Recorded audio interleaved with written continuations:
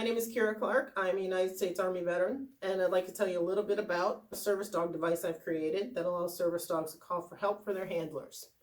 Now, of course, there's other service dog devices that have been created. Most of them have a large button on the front that a dog pushes with their nose or their paw, and it calls 911.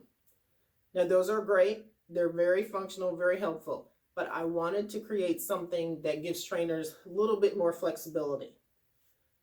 My device, the K9 collar, has a large target button on the front. The dog can push that with their nose or their paw, or they can tug the rope. Now, I did that because some dogs, using their nose comes naturally to them as far as the command touch.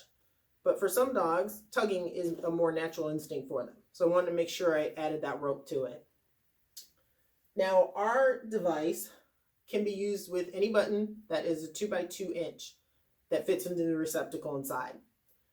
I personally use my alarm company's panic button. That means that when he activates the device, it sends a signal to the monitored service. They call my neighbor or the paramedics, whichever is needed. Currently, I have a smart button inside. The smart button is going to connect with other apps as well as the apps that are already built into it. It can make a phone call. You can program it to call a number, and that's going to be useful for a dog that is helping their handler with PTSD if they're experiencing a PTSD episode. They can call a neighbor, a friend, someone who can come and help.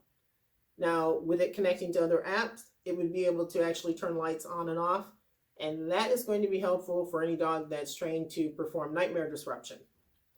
Now, another difference that I personally have not seen on the other devices is that there's a training mode per se. When you're using the smart button, you can program a noise, a sound that's going to be a marker and let the dog know when they perform the task correctly, which is trainers know is paramount. One more difference is style. I had a device something like this when I got my first service dog, and I have to say it was prehistoric looking. As soon as you walked into the room, your eyes went right to it, and it was not pretty. Our device is paintable. You're going to be able to customize this to make it adaptable to anybody's decor. So that's another plus to me. We are looking for 6 trainers that would be interested in participating in our beta test.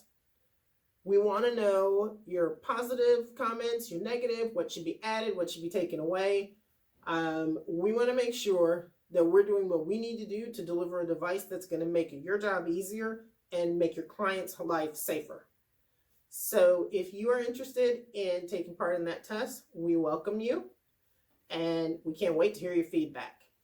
I have attached a few videos of my gorgeous guy Coda demonstrating the different functions I've just described. So if you're interested, please contact me and let me know if you want to give us your thoughts on K9 Collar.